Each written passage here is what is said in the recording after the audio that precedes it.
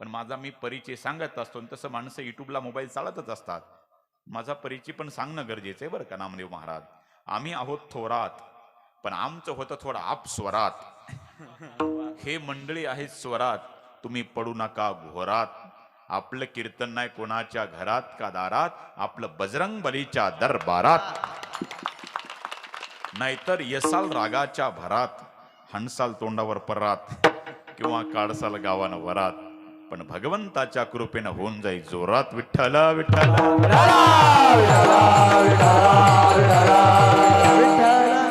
आणि जर का कीर्तन पटलं, बोलवा तुमच्या पण परिसरात, नाहीतर घालसाल तिकडं पोरासोरात. विठ्ठल विठ्ठल.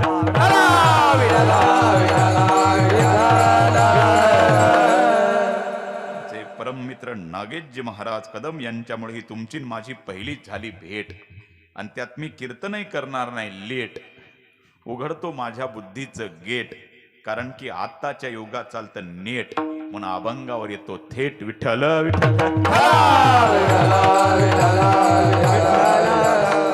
माणसं हसालेत म्हणजे कीर्तन पटायले नाही का. आता आता मी काही बोललो तरी माझ्या बोलण्याचा तुम्हाला राग येणार, आला तरी काय करता.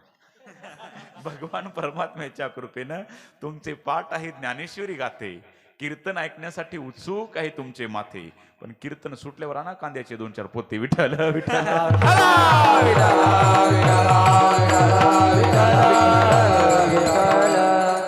उत्कृष्ट असं गावकऱ्यांनी नियोजन केलं. भागवा भागवी नाही, काट कसर नाही. मंडप डेकोरेशन साऊंड सिस्टीम वाल्या दादा करता जोरदार टाळ्या वाजा बघा. उत्कृष्ट असं नियोजन बरं का. इथं पाऊल टाकल्याबरोबर असं वाटत नाही मी वीर गावामध्ये आलो. पाऊल टाकल्याबरोबर असं वाटलं की मी प्रभू रामचंद्राच्या अयोध्येमध्ये आलो. इतकं उत्कृष्ट नियोजन गावकऱ्यांनी केलं. एखाद्या श्रीमंत बापानं आपल्या एकुलत्या एक लाडक्या लेकीचं लग्न जसं थाटात लावावं, तसं सगळ्या गावकऱ्यांनी एका माईचे लेकर एकत्रित येऊन ह्या भगवंताचा कार्यक्रम आखला. गावकरी मंडळीला मी धन्यवाद देतोच. पण गावकरी मंडळींच्या निमंत्रणाचा मान राखून काही काही श्रोत्यांनी लांबून लांबून येऊन या कार्यक्रमाचं सौंदर्य वाढवलं. म्हणून आलेल्या श्रोते मायबापालाही गावकऱ्यांच्या तर्फे धन्यवाद देतो. विठ्ठल विठ्ठल. अभंग अभंग नामदेवरायांचा. नामदेवरायाचा अभंग ना आजचा हा मागणीचा दिवस आहे. काल्याच्या आदल्या कुठं काही लिखित नाही की आजच्या दिवशी मागणीचा अभंग घ्यावा, पण ही परंपरा चालू आलेली. जसं ना येथे वडील जे जे करीती तया नाम धर्म ठेवीती, तेची एर अनुष्ठिती सामान्य सकळ, नाही का. तसं काल्याच्या आदल्या दिवशी मागणीचा अभंग घ्यावा म्हणून संत शिरोमणी नामदेवरायाचा. आणि माझा जन्मत नामदेवरायाच्या दरबारातलाच आहे. मी नामदेव महाराजच्या जन्मभूमीतून आलो. संत शिरोमणी नामदेव महाराजचं जन्मस्थळ आमच्याच हिंगोली जिल्ह्यामध्ये नरसी नामदेव, तिथंच आपलं 5 किलोमीटर अंतरावर गाव आहे. तसं नामदेवरायाचा हा अभंग आहे ना. आजच्या अभंगातून संत शिरोमणी नामदेवराय देवाकडे मागणी मागतात. आज मागणीचा दिवस म्हणून हा अभंग घेतला मी. मागणी प्रकरणातील संत शिरोमणी नामदेवरायाचा या अभंगातून नामदेवराय देवाकडे मागणी मागतात. आता विचार केला तर मागणाऱ्याचा अधिकार, देणाऱ्याचा अधिकार, मागणाऱ्याची योग्यता देणाऱ्याचा अधिकार. तर मागणारे संत आहेत तर देणारे भगवंत आहेत. मागणारे नाम देव आहेत तर देणारे देव आहेत. देणाऱ्याचा अधिकार जर बघायचा झाला तर ज्ञानोबा ज्ञानेश्वरीमध्ये सांगतात, तुझे औदार्य जाणू स्वतंत्र देता नमसी पात्रा पात्र, पै कैवल्य ऐसे पवित्र जे वैर्याही दिधले. ऐका यशस्वी औदार्य ज्ञान वैराग्य ऐश्वर्य, हे साही गुणवर्य वसती जेथ, म्हणून तो भगवंतू. या 6 गुणानं संपन्न त्याला भगवंत म्हणतात. म्हणजे देणारे किती नाही का तिची अधिकारी आहेत, आणि मागणारे तेवढ्या तोलामोलाचे नामदेवराय आहेत. नामदेवराय साधारण समजू नका, भगवंताचा अखंड ज्यांना सान्निध्य लावलं असं संत शिरोमणी नामदेवराय. दोघांचा अधिकार तेवढ्या ताकदीचा आहे. अखंड नामदेवरायाला देवाचा संगात होता आणि भगवंताचे लाडके युगानुयुगीचे प्रेमभक्त असं त्यांना संबोधल्या जातं.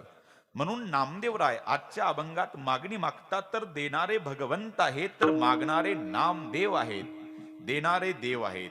आणि योग्य मागणी मागितली नामदेवरायांनी. नाहीतर कोण्या देवाकडे काही काही नाही का. एकाला राजा प्रसन्न झाला, राजाने विचारलं काय पाहिजे, ते म्हणला तंबाखूला चुना पाहिजेत. आता ही मागणी कशी झाली? अरे देणारा राजा एखादी फाईल पास करून घ्यायची, देणाऱ्या राजा प्रसन्न आहे, पण मागणाऱ्याला डोकं नाही, काय मागावं कळत नाही. तसं या अभंगात देणाऱ्यापेक्षा मागणारा चतुर आहे. शिरोमणी म्हटले भक्तांचे नामदेवरायांना. तसं विचार करा, नामदेवराय हे भक्ताचे अग्रगण्य शिरोमणी आहेत नामदेवराय. आणि नामदेवरायांनी उच्च कोटीची मागणी मागितली देवाकडे. हेची देवा पै मागत. आता वास्तविक पाहता हेची म्हणजे चकारात्मक व्याकरण दृष्ट्या चकारात्मक मागणी मागितली. हेची देवा, देवा हे व्याकरण दृष्ट्या संबोधन आहे. आणि संबोधन आलं की समजायचं त्याच्यासोबत कुणाचा तरी संवाद चाललेला आहे बरं का. एकाच बोलणं संपलं की दुसऱ्यांना बोलणे याला संवाद म्हणतात. आणि एकाच वेळेला सगळ्यांनीच बोलणे त्याला वाद म्हणतात. म्हणून महाभारतामध्ये कृष्ण अर्जुनाचं बोलणं हा संवाद आहे आणि कौरव पांडवांचं बोलणं हा वाद आहे. नाहीतर गीतेच्या प्रत्येक अध्यायाच्या शेवटी तुम्ही बघा, श्रीकृष्णार्जुन संवादे, वादे नाही, श्रीकृष्णार्जुन संवादे, श्रीकृष्णार्जुन संवादे पुराण पुरुषोत्तम योगो नाम पंचदशोध्याय. नाही का, श्रीकृष्णार्जुन संवादे आणि कौरव पांडव वादे. महाभारतामध्ये कृष्ण अर्जुनाचं बोलणं हा संवाद आहे आणि कौरव पांडवांचं बोलणं हा वाद आहे. आजच्या अभंगामध्ये नामदेवरायाचा आणि देवाचा संवाद आहे. कारण की हेची देवा, देवा हे संबोधन आहे आणि व्याकरण दृष्ट्या संबोधन आलं की समजायचं त्याच्या कुणासोबत तरी संवाद चालला. तर आजच्या अभंगात नामदेवरायाचा आणि देवाचा संवाद आहे. बघा, अभंग असा मी तंतोतंत तुमच्या समोर मांडतो बरं का. अभंगातूनच काही विनोद होतील, काही व्याकरण होईल, काही शिकरण होईल, काही होईल, पण अभंगाच्या बाहेरचं काहीच होणार नाही. काळजी करू नका. अभंग कीर्तनकाराचा असा सुटला पाहिजे. बघा, 3 गुरुकडे शिकलो मी. अर्जुनजी महाराज लाड गुरुजीकडे 5 वर्ष, गुरुवरे शंकरजी महाराज पांच्या गुरुजीकडे 5 वर्ष, असे आळंदीला 12 वर्ष झाले. आणि शिक्का पडला आपल्या नावावर ढोक महाराजांचा. म्हणजे 3 गुरुकडे शिकलो. म्हणून ढोक महाराजाच्या भाषेत सांगायचं झालं म्हणजे कीर्तनकाराचा अभंग असा गणितासारखा सुटला पाहिजे. आणि लाड गुरुजींच्या भाषेत सांगायचं झालं म्हणजे कीर्तनकाराच्या अभंगाचा एका एका शब्दाचा असा पोटस्मॉर्टम झाला पाहिजे. विठ्ठल विठ्ठल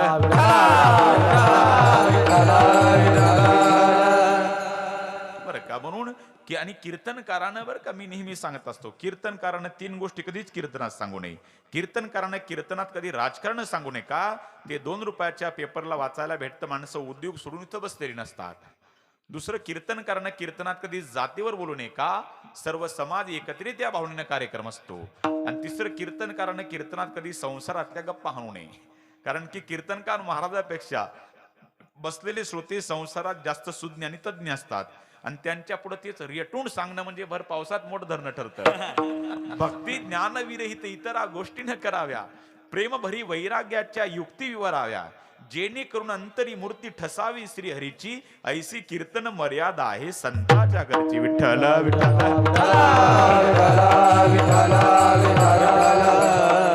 व्याकरण दृष्ट्या हेची देवा, देवा हे संबोधन आहे आणि संबोधनाला की समजायचं संवाद आहे.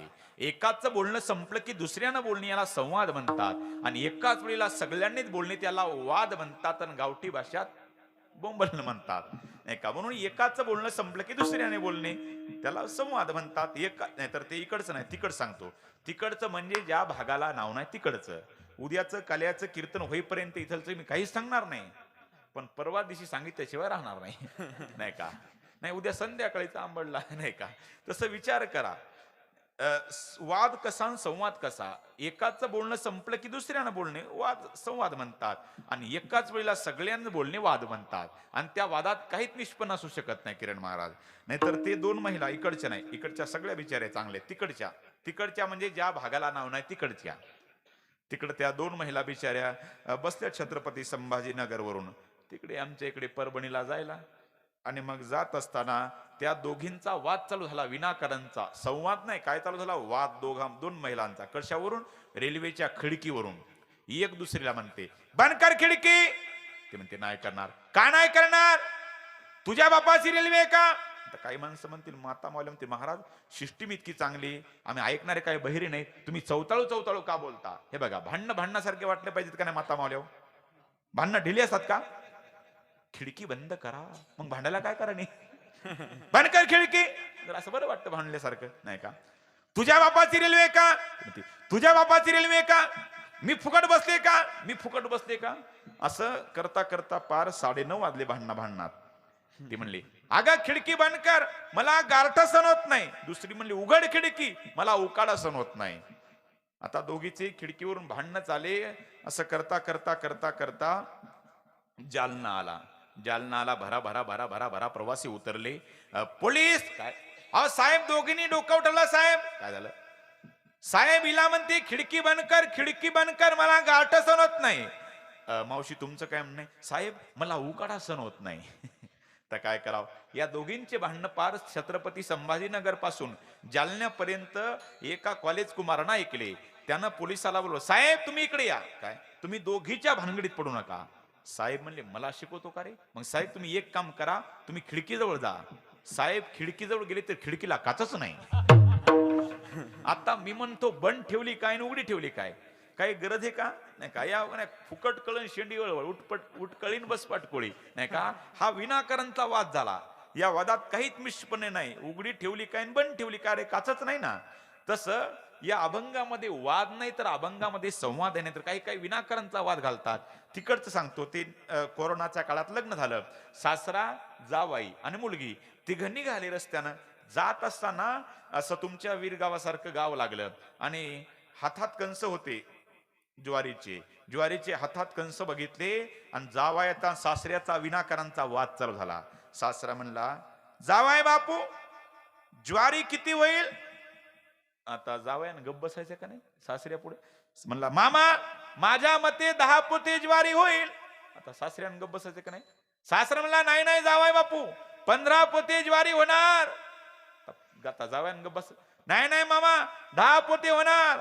जावाय म्हणला, नाही नाही 10 पोते. सासरा म्हणला, नाही नाही 15 पोते होणार. ज्वारी कोणाची? विरेगावच्या लोकांची, भांडण यांची. काय गरज आहे का? सासरा म्हणता, नाही नाही जावाय बापू 15 पोते ज्वारी होणार. सासरा जावाय म्हणतो, नाही नाही मामाजी 10 पोते. सासरा म्हणतो 15 10 15. असं करता करता वाद विकोपाला गेला. एकमेकाचं नातं विसरले. सासऱ्यानं जावायाचं, जावायानं सासऱ्याचं जसं गचुंड धरलं बर का आणि एकेरी भाषेवर आले, ए सासऱ्या 10 पोते ज्वारी होणार. सासरा म्हणला, जावाया 15 पोते ज्वारी होणार. वाद विकोपाला गेला. जसा जावायानं सासरा धरला जसा काय जोरात आदळला सासरा. तुमचं झालं ना? पण नाही, मी असो तर आणखी जोरात आदळला असता. नाही का? जसा सासरा नामदेव महाराजांनी जसा सासरा त्यांनी आदळला, आदळल्याच्या नंतर जावाई बसला छाताडावर सासऱ्याच्या. मामा 10 पोती ज्वारी होणार. सासरा म्हणला, जीव गेलात घोर नाही 15 पोते होणार. काय गरज आहे का बरं? याला म्हणतात नाही का, माळ्याची मकान कोल्याची भांडण. ही मन तेव्हापासून पडली असावी. काही गरज नाही ना. विनाकारणचा वा. सासरा म्हणला, जीव गेलात घोर नाही, म्हणला 15 पोते, म्हणला 10 पोते. बरं का? छातारावर बसतो महाराज. जावाय काय साधा नव्हता महाराज. 1.5 क्विंटलाचा जावाय होता, 1.5 क्विंटलाचा. विचार करा. एका घरात असं चोऱ्या होत होत्या. एका घरात चोर शिरला नाही का.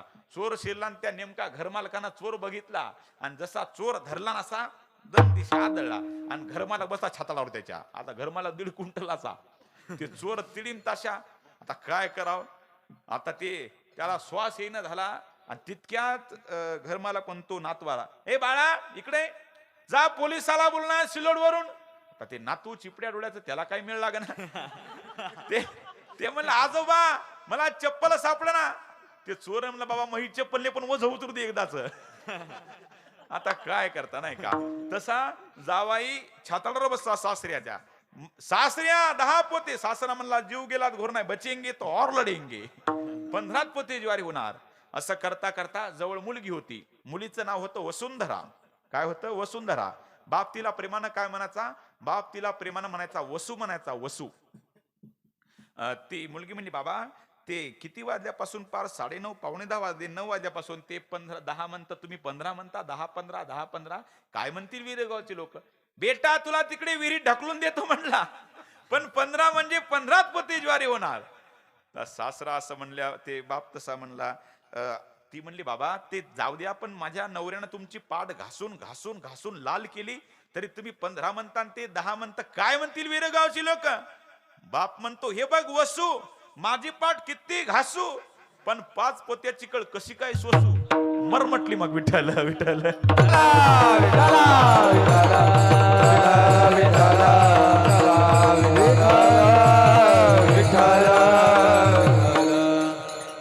हा विनाकारांचा वाद आहे. या वादात काही निष्पन्न नाही का? काहीच नाही.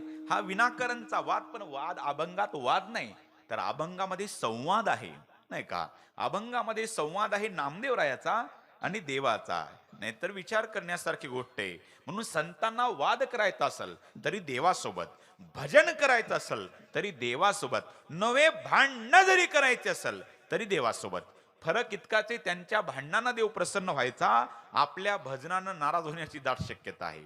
पण असा एकही संत नाही की जो देवासोबत भांडला नाही. भांडणात कीर्तन व्हावे इतके संत देवाशी भांडले. प्रत्येक संत देवाशी भांडले बघा. संत गोस्वामी तुलसीदासजी देवाला भांडले, प्रभू रामचंद्राला. अंधाधुंद सरकार तुलसी बजो निशंक, खिजेवा को परमपद रिजेवा को लंक. अन्य देवा तुमच्या राज्यात, जो तुमच्या पाया पडायला आला त्या बिभीषणाला तुम्ही सोन्याच्या लंकेत गुंतवला, आणि जो रावण तुम्हाला मारायला आला त्याला मोक्ष दिला. तुलसीदासजी भांडतात प्रभू रामचंद्राला. अंधाधुंद सरकार तुलसी बजो निशंक, खिजेवा को परमपद रिजेवा को लंक.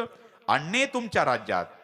तुलसीदासजीचं भांडण, तुकोबारायचं भांडण. अमर तू खरा नव्हे कैसा मी दातारा, चाल जाऊ संता पुढे. प्रत्येक संत भांडले. नामदेवराय भांडले. हे बघा, जनाबाई भांडल्या. अरे चोखोबाराचा तर अख्खा परिवार भांडला. असा एकही संत नाही जो देवासोबत भांडला नाही. प्रत्येक संत देवाशी भांडले बघा. जनाबाईने तर खरंच केला भांडणाचा. अरे रे विठ्ठा मूळ माईच्या कारट्या, तुझी रांडरंडकी झाली, सती सावित्री चुडाल्याली. तुझे गेले मडे तुला पाहुणी काळरडे, उभी राहुनी अंगणी शिव्या देते जासी जणी. इतक्या जनाबाई देवासोबत भांडल्या, पण त्यांच्या भांडणामध्ये, त्यांच्या वादामध्ये प्रेम आहे. करू आवडीने वाद दुःख सुखाचा संवाद, दुःख सुखाचा संवाद, दुःख सुखाचा संवाद. करू आवडीने वाद दुःख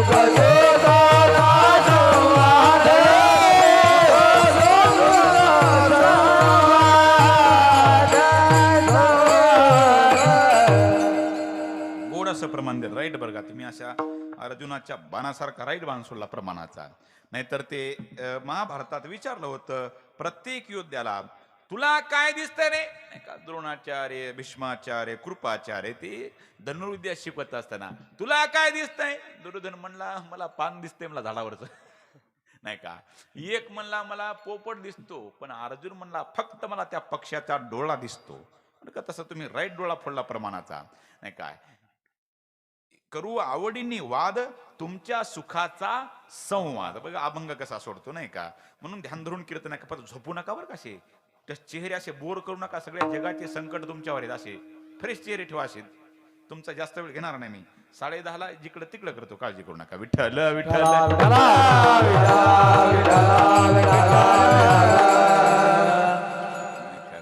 सांगा बरं, कोणाकोणाला कीर्तन आवडन? हातवर करा बरं. आवडन. विठ्ठल विठ्ठल.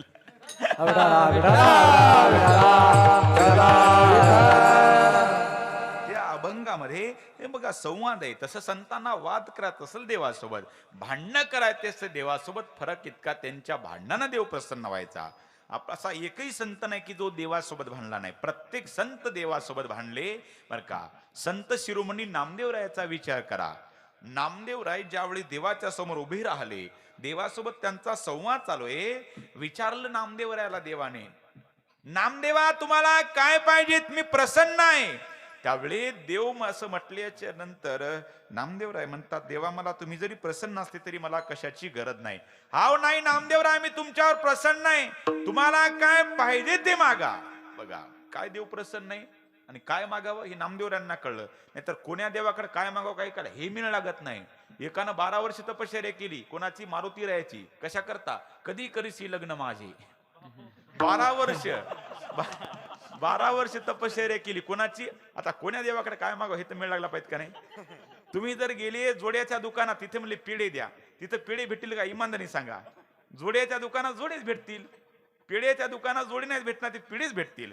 तसं आता बिचारा सेंदूर लावून बसताना त्याच्याकडे गेले, कधी करीसी लग्न माझे. 12 वर्ष तपश्चर्या केली. राम दुआरे तुम रखवारे हेतना आज्ञा बिन पैसा सब सुख रे तुम्हारे शरणा तुम रक्षक का हो को डरना. 12 वर्षानंतर मारुतीराय प्रसन्न झाले. बोले क्या चाहिए.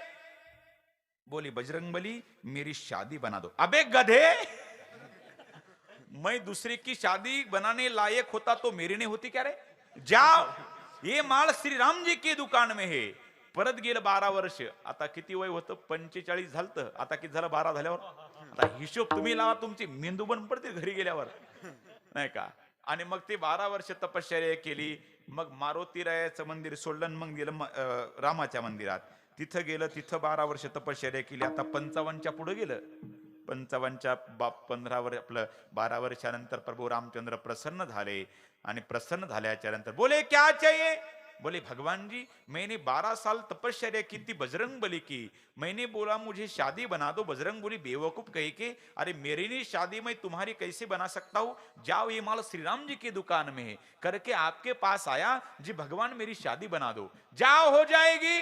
आशीर्वाद दिला प्रभू रामचंद्रानं. पाहुणे आले बिगर निमंत्रणाची, बिगर हुंड्याचं जुळण, पंक्ती आपापल्या घरी बसते. इतकी वेळ नाही आपल्याला. आणि लग्न झालं, बायकोला घेऊन कुठे गेलं. मांढार देवी, जिल्हा सातारा. साताऱ्याला गेलं, बायकोला घेऊन गेल्याच्या नंतर 2:30 वाजे. आता जत्रा होती ती 2:30 वाजे. जसे आपल्याला नाही का धोत्र्याला जत्रा आहे, आता मी बघून आलो ती आगास पाळणी नाही का चमकू लागलं तसं जत्रा होती. आणि मग गेल्याच्या नंतर ते 2:30 वाजेपर्यंत त्याची बायको त्याच्या मागं पुढं होती. आणि 2:30 वाजल्याच्या नंतर दुपारी चेंगरा चेंगरी झाली, बायको हरवली. आता बायको येडपटच होती. आता 55च्या वयात त्याला कोणी चांगली देईल का. आता हरवली बिचारी. 2:30 वाजता बायको हरवली. आणि अख्ख्या सातारा जिल्ह्यानं फिरू लागलं, माझी बायको बघितली का. माझी लोक म्हणले बायको बघायला आलो का जत्रा बघायला आलो. माझी बायको बघितली का. लोक म्हणले का बिगर चपलाचं फिरलं 15 दिवस जिल्हा सातारा. आणि परत आलं 15 दिवसानंतर प्रभू रामचंद्राच्या मंदिरात. बोले भगवान जी आपकी असीम कृपा से तो शादी बनी थी, लेकिन मैं मेला देखने गया. कहाँ गया था रे तू. बोले मैं सातारा मांढार देवी. वहां क्यों मरने गया रे, धोत्रा क्यों नहीं गया. बोली मैं गया जी गया. क्या हुआ. बोले प्रभु जी 2:30 बजे तक मेरी पत्नी मुझे पीछे पीछे थी, लेकिन क्या हो गया 2:30 बजे पत्नी कहाँ गई पता नहीं चल रहा करके आपके पास आया. भगवान प्रभु रामचंद्र बोले अबे गधे, मैं दूसरे की पत्नी खोजने लायक होता तो मेरे सीता का तलाश करने के लिए मारुतरा को क्यों भेजता मैं. जाओ ये माल बजरंगबली की दुकान में है. यानं तिकडं त्यानं इकडं. म्हणजे कोण्या देवाकडे काय मागावं हे मिळ लागत नाही काही काला. तसं नामदेवराय चाणाक्ष होते. कोणा देवाकडे पोफळे महाराज नाही बरं का, ते संत शिरोमणी नामदेवराय. कोण्या देवाकडे काय मागावं. नामदेवराय म्हटले देवा म्हणले तुम्ही जरी प्रसन्न असे त्याला मला काही पाहिजेतच नाही. अहो तसं नाही नामदेवराय, मी तुमच्यावर प्रसन्न आहे, तुम्हाला काय पाहिजे ते मागा. अहो तुमच्याकडे जरी असतं पण मला मागायची गरजच नाही ना. हा मी अहो देवा मला माहिती तुम्ही जरी उदार असले पण तुम्ही काहीतरी कोणाचं घेताना मग देता. उदाराचा राणा म्हणवीसी आपण सांग तू कवनासी काय दिले. अहो मी उदार हे अनेक भक्ताला दिलं मी नामदेवराय. अहो मला माहिती देवा घेसी तेव्हा देसी आईसा अससी उदार. काय रोंधू देवा तुझे कृपणाचे द्वार. देवा तुम्ही काहीतरी भक्ताचं घेताना मग देता. म्हणजे अरे उदाराचा राणा म्हणवीसी. अहो नामदेवा मी अनेक भक्तांना दिलं. कोणाला काय दिलं कोणाला काय दिलं म्हणण्यापेक्षा माझाच प्रश्न आहे देवा, तू काही न घेता कोणाला काय दिलं सांग तू कवनासी काय दिले. उदाराचा राणा म्हणवीसी आपण सांग कवनासी काय दिले म्हटल्याच्या नंतर अशी लिस्टच काढली कोणी देवानी. मी नाही का ते नामदेवा, मी नाही का ते नाही सांगा कोणाला काय दिलं. मी नाही का द्रौपदीला अन्न पुरवलं. द्रौपदीला अन्न पुरवलं माहिती देवा. एवढी आकांती मागसी भाजीपान आणि मग दिली अन्न ऋषी लागी. त्या बिचारीचं द्रौपदीचं भाजीचं पान घेतलं आणि मग तिला अन्न दिलं. बरं ते जाऊ द्या नामदेवराया, मी नाही का सुदामाला सोन्याची नगरी दिली. माहिती देवा मुष्टीभर पोह्यासाठी मन केले हळूवट आणि मग तया उत्कृष्ट राज्य दिले. पण त्या सुदामाच्या बिचारीचे पोहे घेतलेच का नाही तू? बर ते जाऊ द्या नामदेवराया. दुसरं, मी नाही का बिभीषणाला सोन्याची लंका दिली? आता कशाला वीरगावच्या लोकापुढे पितळ उघडं पाडता देवा? बिभीषणाची लंका तुझ्या बापाची का त्याच्या बापाची? सातबारा कोणाच्या नावावर होता? शरण आला कुठं तुझं मूर्ख बिभीषण? त्याने लंकादान मागतली त्याची त्याला. त्याच्या अगोदर इंद्रजित कशानं मरणार? कुंभकर्ण कशानं मरणार? अरे वैरियाचे घर भेदेत्वा घेतले आणि त्याचे त्यासे दिले नवल काय? आणि मला म्हणतो याला हे दिलं त्याला ते दिलं. अरे तुझ्यापेक्षा आमच्या गावचा दुकानदार बरा. गोडे तेल देतो, तंबाखूची पुडी देतो, सिगरेट देतो आणि पैसे 1 महिन्यानंतर देतो.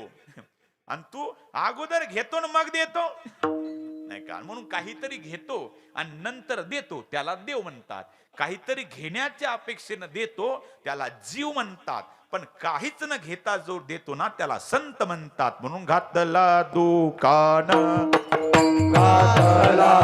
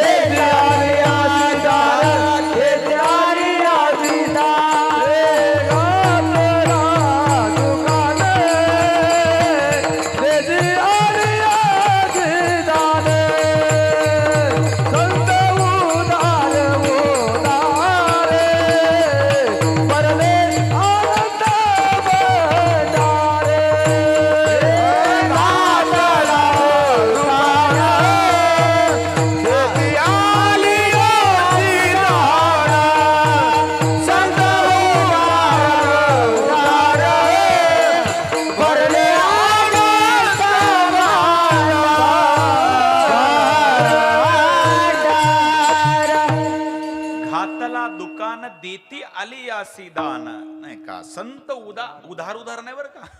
उदार उदार आणि भरले अनंत भांडार. म्हणून विचार करा. नामदेवराय म्हणतात देवा तुमच्याकडे मागू तरी काय? आता एवढा 7-12 उतारा काहला देव म्हणले आता तुम्हालाच काय? अहो देवा मी तुम्हाला मागितलं असं पण नेमकं मागू तरी काय? म्हणजे मागू मुकुट माथ्याचा तो तू आणीला इंद्राचा.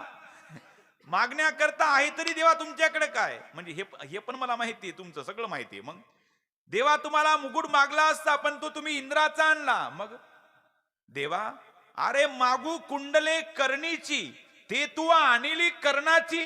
मागू तरी देवा तुम्हाला काय? म्हणजे अहो देवा तुमच्या पायातली चप्पल तरी तुमची आहे का? म्हणजे हे पण माहिती देव नामदेवराय म्हटले. म्हणजे अरे मागू पादुका चरणीच्या ते तू आणल्या शेषाच्या. देवा तुमच्याकडे मागण्यासाठी आहे तरी काय? असं म्हटल्याच्या नंतर नामदेवा पुढं देव असे उभे राहिले. म्हणले नामदेवा मी आता तुम्हाला काय मागा म्हणत नाही, नेमकं तुम्हाला काय पाहिजे ते सांगा. देवा तुम्ही आता आले का ध्यानावर? आता ऐका. तुम्ही जरी प्रसन्न असते ना देवा, तुम्ही मला काही देऊ नका पण तुम्ही प्रसन्न जरी असते ना मला हेच द्या. हेच म्हणजे काय? हेची देवा पै मागता, हेची देवा पै मागता, हेची देवा पै मागता, हेची देवा पै मागता, हेची देवा पै मागता, हेची देवा पै मागता.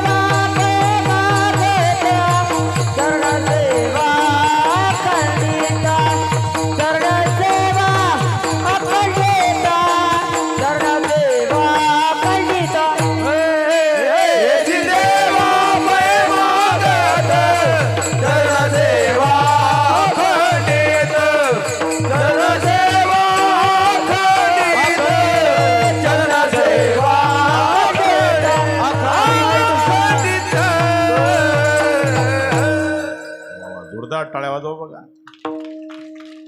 असे मोजकेच आहेत, पण असे हिरेच आणले बघा तुम्ही. असे तेंडुलकर सगळे आहेत, थोडी महाग पण हिरेच आहेत. विठ्ठल विठ्ठल.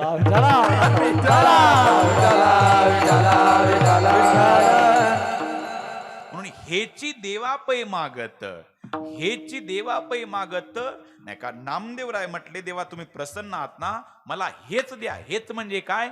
हेची देवापै मागत चरण सेवा अखंडित. हेची देवापै मागत. फक्त मला देवा तुमच्या चरणाची सेवा पाहिजे, मला दुसरं बाकी काहीच पाहिजेत नाही. बघा काय योग्य मागणी मागितली. नाहीतर बघा हेची, नाहीतर ते हेची म्हणजे चकारात्मक. ते नातवाला आजोबा घेऊन गेले जत्रेमध्ये, आणि मग जत्रेमध्ये नातवाला विचारलं, काय घ्यायचं बाळा? काय ना आजोबा, मला ते पतंग घ्यायचा. बाळा 6-7 कलर आहेत, कोणत्या कलरचा घ्यायचा? तांबड्या कलरचा घ्यायचा आजोबा पतंग. दुकानदारानं तांबड्या कलरचा पतंग काढला, तो होता थोडा फाटका. आजोबा म्हटले, बाळा तो पतंग थोडा फाटका आहे, दुसरा घे. नाही ना आजोबा, तो फाटका असू द्या, तरी मला हेच पाहिजेत. हे जसं तसं नामदेवरायाला देव संभाषण चाललं. देवा मला बाकी काहीच पाहिजे नाही, मला हेच पाहिजेत. हेच म्हणजे काय? चरण सेवा अखंडित हेची देवापै मागत. हेची देवापै चरण सेवा. नाही तर तुम्ही अख्खं रामायण पडताळून बघा. अख्ख्या रामायणात सगळी चरण सेवा सांगितली. आता माझा विषयच रामायणाचा आहे बरं का, म्हणून रामायणात ते काही मुद्दे सांगणंच बागेत. नाही तर एका मी चालू रामायणात प्रश्न विचारला, महाराज तुम्ही रामायण करता? म्हणलं हो बाबा, गुरुवारी ढोक महाराजच्या आशीर्वादाने करतो. मग सांगा महाराज, काय राम किती वाजता वनवासाला गेला होता? हे कोणत्या ग्रंथात आलं म्हणलं? आता म्हणलं येत नाही आपल्याला. सोपं गणित म्हणले महाराज. राम 9:15 वनवासाला गेला. किती? 9:15. म्हणलं कोणत्या ग्रंथात आलं? ग्रंथ काय करा, फक्त माझ्याकडे बघा म्हणला. वनवास उलट वाचा म्हटला, उलट 9:15 जमलं म्हणलं. आता विठ्ठल विठ्ठल.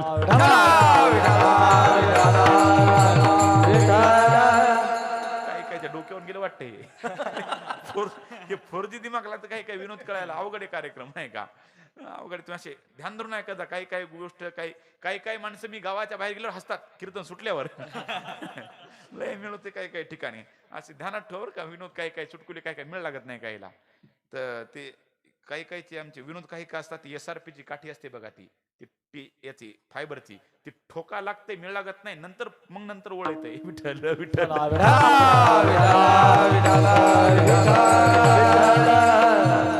हेची देवापै मागत चरण सेवा. अख्ख्या रामायणात बघा तुम्ही, सगळी चरण सेवाच आहे बघा. सेवा फार महत्वाची. या जगामध्ये सेवकच माणसं मोठे. म्हणून विचार करा, या जगामध्ये सेवेला किती महत्व आहे. या जगामध्ये जास्त मंदिर मालकाचे आहेत का सेवकाचे आहेत? मारुतीराय सेवकाचे आहेत का नाही? मालकाचे मंदिर नाहीत. म्हणून बरं का, पण रामायणातच एक पात्र आहे, ज्याच्यावर कृपा झाली तो हनुमान आहे, आणि ज्यानं कृपा केली तो श्रीराम आहे. काय झालं? ज्या हनुमंतरायावर कृपा झाली त्यांचे गावोगावी मंदिर आहेत, आणि ज्या श्रीरामानं कृपा केली त्यांचं फक्त अयोध्येमध्येच मंदिर आहे. बरोबर आहे का नाही? नाहीतर पूर्वी आम्हाला म्हणावं लागत होतं कीर्तनामध्ये, बनाएंगे मंदिर. आता बनाएंगे मंदिर नाही, बन गया है मंदिर, बन गया है मंदिर, कसम तुम्हारी राम बन गया है, राम से प्यारा है अवधपुरी का राम, बनाएंगे मंदिर, बनाएंगे मंदिर, बनाएंगे मंदिर, बन गया है मंदिर, बन गया है मंदिर, कसम तुम्हारी राम, प्राण से प्यारा है, प्राण से प्यारा है अवधपुरी का राम, बनाएंगे मंदिर, बनाया है मंदिर, बनाया है मंदिर, सपना ये पूरा करके रहेंगे हम दीवाने राम के, हिंदू धर्म का बच्चा बच्चा प्रभु तुम्हारे काम के,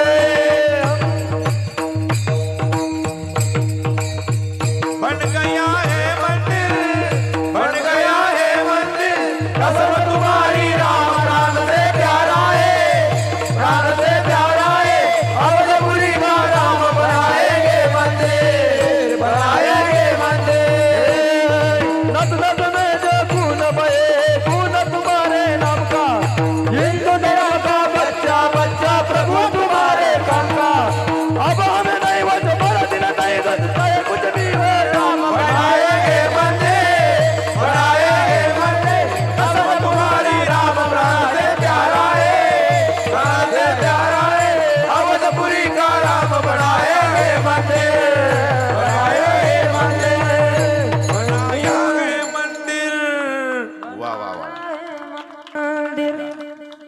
विचार करा, एवढी मोठी कृपा आहे.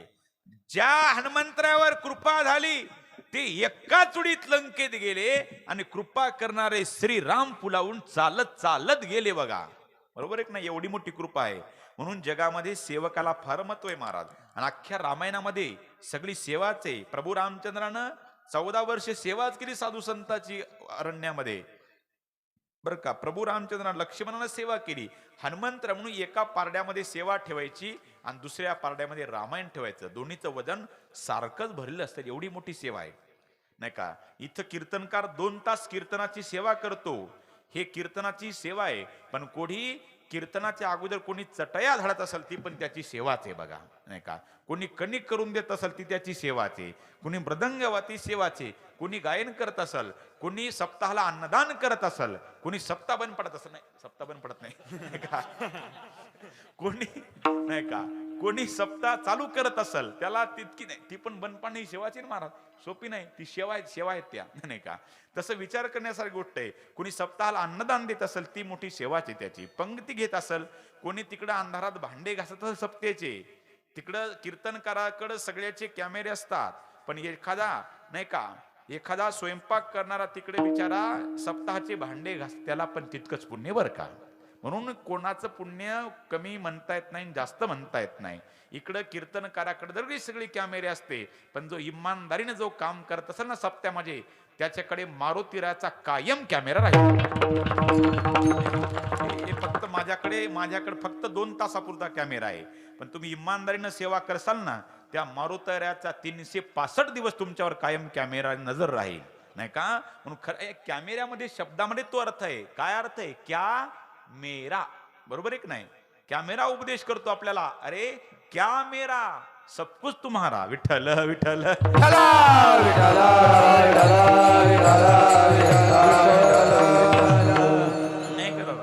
तसं चरण सेवा फार महत्वाची. सेवा सप्ताहामध्ये करावी नाही का. चांगल्या कार्याला आपण हातभल नाही का, चांगल्या कार्याला आपण प्रोत्साहन द्यावं नाही का.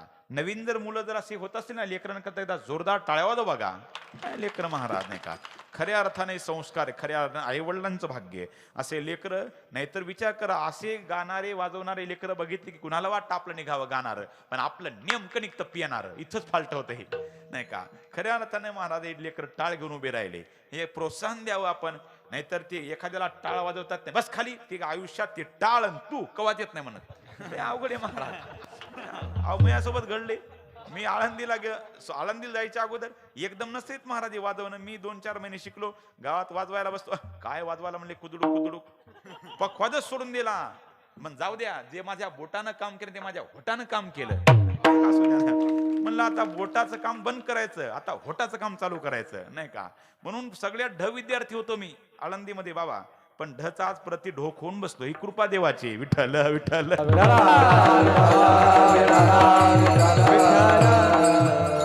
याच्यातलेच एखादा छत्रपती होईल, याच्यातलेच एखादा मोठा नाही का शिवाजी महाराज होईल, याच्यातलाच एखादा संभाजी महाराज होईल, एकाच्यात नामदेव महाराज, तुकाराम महाराज, याच्यातच एखादा जरांगे पाटील होईल. काय सांगता येते महाराज, कोणाचा अधिकार काय सांगता येत नाही महाराज नाही का. म्हणून मी नेहमी सांगत असतो बरं का, नेहमी सांगत असतो, मी टीका करत नाही कोणावर. पण बरं का, माणसानं कसं जगावं हे छत्रपती शिवाजी राजांकडून शिकावं, कसं मरावं हे छत्रपती संभाजी राजांकडून शिकावं, पण आपल्या हक्कासाठी कसं लढावं फक्त जरंगे पाटलाकडून शिकावं नाही का. ते बिचाऱ्यावर, ते कोणावर टीका करत नाही. त्यानं आतापर्यंत त्यानं टीका केली नाही. सगळे त्याला बसले करायला, पण त्यानं कोणावर टीका केली नाही. हे म्हण बरं का. असं असे लेकर दिले तर असं बघा, काय गोड लेकर बघा, हे किती पावले खेळायलेत खऱ्या अर्थानं बरं का. हे संस्कार संस्थेत टाकावं नाही का, जेणेकरून एखादा वर्ष तरी आपल्या लेकराला संस्थेत एखाद्या टाका का, जेणेकरून त्याला आपले आईवडील सांभाळायची अक्कल जरी आली तर आजचं माझं कीर्तन सफळ गेलं समजाल बघा मी खऱ्या अर्थानं. म्हणून रामायणामध्ये चरण सेवा सांगितली महाराज. ज्यावेळेस जनकपुरीतला प्रसंग बघा. जनकपुरामध्ये धनुष्य उचलल्या जाणार, उद्या दुसरी रात्र, त्या रात्री दुसऱ्या दिवशी सकाळी धनुष्य उचलल्या जाणार. त्या दिवशीची आदली रात्र प्रभू रामचंद्र आणि लक्ष्मणजी विश्वामित्र बाबाची चरण सेवा करतात. गोष्ट मिथिला नगरीतली आहे. मिथिला नगरीमध्ये चरण सेवा करतात विश्वामित्र बाबाची, राम लक्ष्मण. आणि मग रात्र झाली, विश्वामित्र म्हणतात, राघव लखन अरे जाओ शयन करो. प्रभू रामचंद्र लक्ष्मणजी गेले आपल्या शयन कक्षामध्ये. मिथिला नगरीतली घटना आहे. आणि मग प्रभू रामचंद्र झोपले.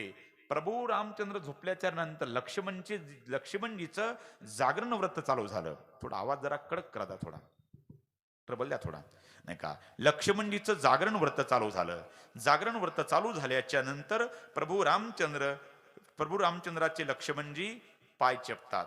पाय चेपता चेपता चेपता प्रभू रामचंद्र म्हणतात, लखन अरे भाई रात दिन ही सेवा करताय क्या रे, जाओ शयन करो. तरी पण लक्ष्मणजीनं प्रभू रामचंद्राचे पाय सोडले नाही, चरण सोडले नाही प्रभूचे. पाय चेपतात लक्ष्मणजी प्रभू रामचंद्राचे. आणि पाय चेपता चेपता चेपता प्रभूला गाढ झोप लागली. प्रभू रामचंद्राला गाढ झोप लागल्याच्या नंतर रात्री 12ची गोष्ट आहे. प्रभूला गाढ झोप लागली आणि प्रभूच्या गाढ झोपेमध्ये लक्ष्मणजीचे पाय चेपणं चालू आहे. आणि पाय चेपता चेपता चेपता लक्ष्मणाच्या डोळ्याला धारा लागल्या. आणि लक्ष्मणाचे गरम अश्रू प्रभू रामचंद्राच्या पायावर टप दिसी पडले. पडल्याच्या नंतर प्रभूला जाग आली. अरे लखन, रात दिन ही सेवा करता है क्या रे, अरे आधी रात हो गई, सोया नहीं क्या रे भाई, रात दिन ही सेवा करता है. और लखन तू तो रो रहा है. भैया आपको रोने का कारण बताया तो अच्छा नहीं लगेगा. सुमित्रा मां की याद आई? नहीं भैया. कौशल्या मां की याद आई? नहीं भैया. कई मां की याद आई? नहीं भैया. पिताजी दशरथ जी की याद आई? नहीं भैया. अरे तो आधी रात हो गई, सोया नहीं भाई. भैया आपको रोने का कारण बताया तो अच्छा नहीं लगेगा. अरे बोल लखन तू क्यों रो रहा है? भैया कल आपके हाथों से धनुष्य टूटेगा. अरे ये तो बड़ी खुशी की बात है. आगे की सुनो भैया, को तरह कमी करा. आगे की सुनो भैया, कल आपके हाथों से धनुष्य टूटेगा. सीता जी आपको माला पहनाएंगी, वो आपकी पत्नी होगी, मेरी भाभी होगी. और कल मैं आपकी चरण सेवा करने आऊंगा तो भाभी दरवाजे पे खड़ा रह के बोलेंगी, लखन भाग जाओ यहां से, चरण सेवा करने का पूरा अधिकार मेरा है, भाग जाओ यहां से. तो भैया कल से आपकी मुझको चरण सेवा नहीं मिलने वाली. ये चरण सेवा की मेरी अंतिम रात है. कल से ये लखन आपकी चरण सेवा नहीं करने आएगा तो मैं भैया आपकी सेवा मुझे कल से नहीं मिलने वाली, इसलिए मैं रो रहा हूं. एवढ्या शब्दानं प्रभू रामचंद्राच्या डोळ्याला धारा लागल्या. अरे लखन भाई तूने तो बड़ा लंबा हिसाब लगाया रे, तो मैं आज से बंटवारा करता हूं. सुन लखन, मेरे दाएं पैर की सेवा मेरी सीता करेगी और मेरे बाएं पैर की सेवा मेरा लखन करेगा. और जिस दिन मेरी सीता और मेरा लखन नहीं होगा ना, तो मेरे दोनों पैर की सेवा मेरा अकेला हनुमान करेगा. एवढ्या शब्दानं प्रभू रामचंद्राच्याही डोळ्याला धारा लागल्या आणि लक्ष्मणजी खुश झाले. माझा दृष्टांत संपला. विचार करा, दुसऱ्या दिवशी भावाची चरण सेवा भेटत नाही म्हणून आदल्या दिवशी सावत्र भाऊ, सक्का नाही बर का, सावत्र भाऊ सावत्र भावा करता रडतो आणि ते सक्का भाऊ ईदभऱ्या बांधासाठी घशात कुऱ्हाडी घालतो. त्यावेळेस प्रश्न निर्माण होतो, नेमकं रामायण झालं तरी कुठं होतं. हे बघा, मित्र तुम्हाला पैशाने भेटतील पण भावाची खरेदी होणार नाही. जब पास तुम्हारे पैसे तब सब पूछते हे कैसे. आणि एकदा पैसे संपले की कैसे म्हणाला तुमच्या जवळ थांबणार नाही. अपने भी पराये हो जाते हैं, अपने भी पराये हो जाते हैं जो अपने खास होते हैं, और पराये भी अपने हो जाते जब पैसे पास होते. त्यांना बोलवायची गरज नाही, पण आपल्या बंधूचं प्रेम हे मित्र जरूर कमवा. मित्र कमवू नका मी म्हणत नाही, मित्र जरूर कमवा, पण आपल्या भावाच्या प्रेमाला डावलून कमवू नका, नाही का. मित्र पैसा करता बरं का, नाहीतर कल्पना करा तुम्ही तुमच्या भावासोबत 10 वर्ष झाले बोलत नाहीत. तुमची परिस्थिती चांगली आहे, तुम्ही बुलेट गाडीवर छत्रपती संभाजीनगरनं फिरत येता, तुम्ही कांजीचे कपडे कडक घालून तुम्ही संभाजीनगरनं फिरता, आणि तुमचा भाऊ तुमच्यापेक्षा तो 10 वर्षांना मोठा आहे, 2-4 मुली त्याला, फाटकं धोतर फाटकी बंडी घालणारा तुमचा भाऊ. तुम्ही 10 वर्ष झाले बोलत नाहीत, पटत नाही तुमचं. पण ज्या वेळेस तुमची परिस्थिती चांगली, तुम्ही संभाजीनगरच्या स्टँडवर पानटपरीवर 200 रुपयाच्या पुड्याचा चुरडा मित्रांकरता तुम्ही 25 मित्रांकरा 200 रुपयाच्या पुड्याचा चुरडा केला. पण त्याच वेळेला तुमच्या भावाची मुलगी आजारी पडली, तिकिटाला पैसे नाहीत त्याला संभाजीनगरला जायला, पायी पायी गेला आणि स्टँडवर एका मारवाडी समाजाच्या शेठजीच्या पाया पडला. शेठजी, तुमच्या पाया पडतो, मुलगी आजारी पडली, 3 वर्षाची मुलगी आहे, अहो तिकिटाला पैसे नाहीत, पायी पायी आलो, बघा माझ्या पायाला फोड आले. शेठजी, फक्त मला 200 रुपये द्या, दवाखान्यात मुलगी न्यायची. जर दवाखान्यात लेकरू नेले नाही ना शेठजी, माझं लेकरू पाय घासून प्राण सोडतं. तुमचे आयुष्यभर मी रखवाली करतो शेठजी, पण फक्त मला 200 रुपये द्या.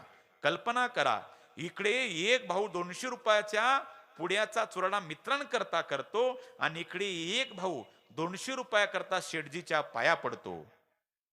त्याच वेळेला त्या कडक कांजीच्या कपड्यावाला भावाला जर कुणी आईवरून शिवी दिली तर एकाही मित्राला वाईट वाटत नाही का? त्याची आई वेगळी, आपली आई वेगळी, आपल्याला काय करायचंय? पण तुम्ही तुमच्या भावासोबत 10 वर्ष झालं बोलत नाहीत. अरे असू द्या फाटक्या कपड्याचा, बिगर चपलाचा, पण तुम्हाला मायवरून दिलेली शिवी त्यांना ऐकू द्या. ताड ताड ताड ताड ताड वाघासारखा येईल आणि शिवी देणाराचा थोबाड फोडल का? हे प्रेम मित्र देऊ शकत नाहीत. आणि बंधूचं प्रेम बंधूवर कसं असावं याकरता रामायणातील पात्राचं चिंतन करा. सख्खे नाही सावत्र भाव आहेत. राम कौशल्येचा, लक्ष्मण सुमित्रेचा आणि भरत कैकेयचा. सावत्र बंधूसाठी सख्या मातेचा धिक्कार केला, त्याचं नाव आहे भरत. आणि या बंधू प्रेमाची आज नितांत गरज आहे दादा हो. मित्र तुम्हाला पैशानं भेटतील, भावाची नाही तर मी नेहमी सांगत असतो, ज्याला परमार्थातलं राजकारणातलं काहीच माहित नाही ते पण बढाया मारत. अरे धनंजय मुंडे साहेबानं आणि पंकजा ताईनं एकत्र आला पाहिजेत. उद्धव ठाकरे साहेबानं आणि राज ठाकरे साहेबानं एकत्र आलं पाहिजेत. अजित दादा पवार आणि सुप्रिया ताईंनी एकत्र आलं पाहिजेत. पण त्यांच्या अगोदर तुमच्या माझ्या बापानं चुलत्यानं एका जागी आला पाहिजे. याची खरी गरज आहे. ती सगळी एकच आहेत. आपण कधी येणार याची शोकांतिका आहे. सख्खे भाऊ असताना एकमेकाच्या दारासमोर दार पण तोंड पाहत नाहीत. म्हणून कथा कीर्तन मनोरंजनाकरता ऐकू नका, आपल्या जीवनातल्या वजाबाक्या करायला शिका. नाहीतर माणसं आमच्याकडे येतात, महाराज आमच्या सप्त्याला 100 वर्ष झाले, आमच्या सप्त्याला 150. अरे काय दिवे लावली सप्ते करून तुम्ही? खऱ्या अर्थानं सप्ताह झाल्याच्या नंतर आपण अशी हिशोब लिहितो, या महाराजाला इतके दिले, मंडपमध्ये इतके गेले नाही का, या अन्नदानात इतके गेले. आणि शेवटच्या ओळी असा आपण हिशोब लिहितो सप्त्याचा. पण शेवटच्या ओळीमध्ये असा पण हिशोब लिहावा, आपल्या सप्त्याला इतके वर्ष झाले, आपल्या वागणुकीत किती बदल पडला हे पण लिहिणं गरजेचं आहे. आपल्या सप्त्यातून 4-2 जणांना तरी माळी घातल्या पाहिजे, तर त्याला आपला सप्ताह सफल झाला. नाहीतर किती मोठा महाराजांना किती पैसे उधळले ना, काही अर्थ नाही. बघा आपल्या जीवनातल्या वजाबाकी आहे. बघा वाल्मिक ऋषी आज रामायणाचे, वाल्मिकीजींचा फोटो इथेच बघितला बघा मी. बघा हे राम जन्माच्या अगोदर त्यांनी रामायण लिहिलं, रामाला तसं वागावं लागलं. बघा फक्त हे बघा 2-2 घंटे 4-4 घंटे कीर्तन ऐकून काय बदल होतो? मी म्हणजे कीर्तनाच्या विरोधात बोलत नाही. एका किती कीर्तन ऐकले म्हणजे काय फरक पडत नाही. फक्त एकाच गोष्टीचा फरक पडला, नारदाच्या एका वाक्यावरच वाल्ह्यात कोळेचे वाल्मिकी झाले. म्हणजे किती कीर्तन ऐकले म्हणजे माणसं सुधरत नाहीत बरं का. एखादंच वाक्य महत्व असतात. एखाद्या कीर्तनकाराचं 7 दिवसातलं एखादंच वाक्य जर तू कोणाला आवडलं आणि अंतःकरणाला लागलं, त्यानं जर व्यसन सोडले ना, तुमचा अख्खा सप्ताह सफल झाला समजेल मी, नाही का? नाही का? म्हणून आपल्यामध्ये बदल होणं गरजेचं आहे. आज या गोष्टीची गरज आहे. नाहीतर बघा मी विचार करा, हे बंधू प्रेम आज टिकणं गरजेचं आहे. नाहीतर बरं का चरणसेवा दुसऱ्या दिवशी भावाची सेवा भेटत नाही, म्हणून सावत्र भाऊ सावत्र भावा करता रडतो आणि तर सक्का भाऊ इतभऱ्या बांधासाठी घशात कुऱ्हाडी घालतो. रामायण याच्याकरता ऐकायचं आपल्याला. नाहीतर विचार करण्यासारखी गोष्ट दादा. चरणसेवा, किती चरणसेवा सांगू तुम्हाला, अनेक दृष्टांत आहेत महाराज चरणसेवेवर. आपली रात्र कमी पडेल आपल्याला. नाहीतर चरणसेवा ज्यावेळेस भरतजी प्रयागराज तीर्थ प्रसन्न झालं, प्रयागराज तीर्थ कोणाला? भरतजीला. आणि माणसाच्या रूपामध्ये भरतजी पुढे प्रयागराज तीर्थ प्रसन्न झालं. बोले क्या चाहिए, म्हणजे मी तीर्थाचा राजा, प्रयाग प्रसन्न आहे, भरतजी तुम्हाला काय पाहिजे? त्यावेळेस भरतजी म्हटले मला काय धर्म अर्थ काम मोक्ष यापैकी भरतजी तुम्ही काही मागा. त्यावेळेस भरतजी म्हणतात धर्म न अर्थ न काम रुची गचनित हऊ निर्वाण जन्म जन्म रती राम पद यही वरदान नान. धर्म अर्थ काम मोक्ष यापैकी भरतजी तुम्ही काही मागा. प्रयागराज तीर्थाला म्हणतात भरतजी, जिस अर्थ ने अयोध्या में अनर्थ कर डाला वो अर्थ भी नहीं चाहिए. जिस काम ने मेरे पिताजी दशरथ जी को मार डाला वो काम भी नहीं चाहिए. जिस निर्वाण पद में मेरे प्रभु की प्राप्ति नहीं वो निर्वाण पद भी नहीं चाहिए. और जिसका पालन करने के लिए, जिस धर्म का पालन करने के लिए मेरे भैया को 14 साल का वनवास मिल गया वो धर्म भी नहीं चाहिए. तो भरत जी क्या चाहिए? तो भरत जी बोले, प्रयागराज जन्म जन्म रति राम पद यही वरदानानान. जन्मो जन्मी फक्त मला माझ्या दादाचीच चरण सेवा पाहिजे. तुम चरण सेवा अखंडित चरण सेवा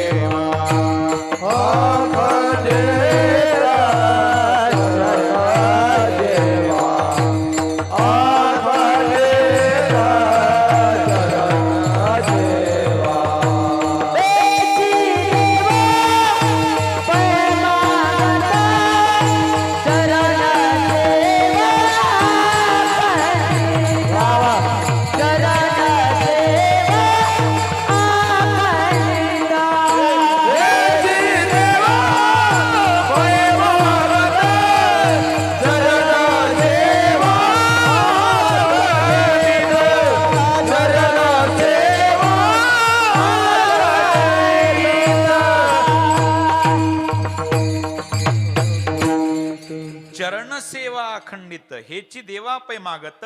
चरण हे बघा, चरण सेवा, चरण म्हणजे काय? चरण म्हणजे काय भानगडे? एकदा रामायणात प्रसंग आहे. दाट वटवृक्षाच्या छायेखाली झाडाखाली प्रभू रामचंद्र बसले आणि सीतामया बसल्या. आणि बसल्याच्या नंतर लक्ष्मणजी कंदमुळ आणायला गेले आणि इकडे सीतारामाचा संवाद चालला नाही का. प्रभू रामचंद्र आपल्या स्वतःच्या पायाकडे बघतात, सीतामया आपल्या स्वतःच्या पायाकडे, आणि म्हणतात प्रभूजी चरण मेरे अच्छे. कोण म्हणतात? सीतामैया. प्रभू रामचंद्र म्हणतात, नाही देवी चरण मेरे अच्छे, नाही प्रभूजी चरण मेरे अच्छे, चरण मेरे अच्छे. असं करता करता करता 10:15 वाजले. तितक्यात लक्ष्मणजी आले. लक्ष्मणजी आले आणि लक्ष्मणजी आल्याच्या नंतर प्रभू रामचंद्र म्हणले, अरे लखन, तुम्हारी भाभी बोलती चरण उसके अच्छे, मैं बोलता हूं चरण मेरे अच्छे. तू बिरागी संत सही निर्णय देने वाला, बोल चरण किसके अच्छे. असं म्हटल्याच्या नंतर लखनजी बोले, भैया भाभी आपस में समझौता कर लो. भैया को गुस्सा आएगा नहीं तो भाभी को गुस्सा आएगा. नहीं लखन, तू बिरागी संत सही निर्णय देने वाला, बोल किसके चरण अच्छे. त्यावेळेस लक्ष्मणानं केलं काय? लक्ष्मण माझ्याकडे बघा बरं का, तुम्हाला बघितल्याशिवाय मिळ लागणार नाही. आता इकडे होते, डाव्या साईडला होता सीतामैया आणि इकडे होते उजव्या साईडला प्रभू रामचंद्र. लक्ष्मणानं काय केलं? लक्ष्मणानं बघितलं, प्रभू राम बघितलं सीतामैयाच्या चरणाकडे आणि नाही का, नाही बघितलं प्रभू रामचंद्राच्या चरणाकडे, बोट दाखवलं सीतेच्या चरणाकडे. केलं काय? एकीकडे सीतामैया होता डाव्या साईडला आणि उजव्या साईडला प्रभू रामचंद्र होते. बघितलं प्रभू रामचंद्राच्या चरणाकडे, बोट दाखवलं सीतामातेच्या चरणाकडे, सांगितलं ये चरण से ये चरण अच्छे है. आता हिंदीमध्ये सेचे 2 अर्थ होतात. से म्हणजे पेक्षा आणि से म्हणजे मुळे. यांच्यामुळे हे चांगले आणि यांच्यापेक्षा हे चांगले, असे हिंदीमध्ये सेचे. बाया म्हणतील, माणसं म्हणतील, काय महाराज हिंदी करायला. असंच काल्याचं कीर्तन होतं माझं आणि पंक्तीला माता मावल्या बसल्या. एक म्हणली, काय ग महाराज रात्री लई हिंदी सांगत होता. एक म्हणली, कशाची हिंदी, खाय मोकाटे ना बुंदी. तसं ध्यान धरून आहे का. आता मला हिंदी येते काय तर मी तरी काय करू, पण आपली गुलाबी हिंदी नाही, ओरिजिनल हिंदी येते आपल्याला, काय अर्धी नाही का. 4-5 राज्यामध्ये कीर्तन करतो, महाराष्ट्र, आंध्र, कर्नाटक, गुजरात, तेलंगणा, युपी. हिंदी चांगली जमते आपल्याला, काय अडचण नाही का. इंग्रजी पण जमते बरं का. येस नो 2 शब्द जमतात, बाकी काही नाही. विठ्ठल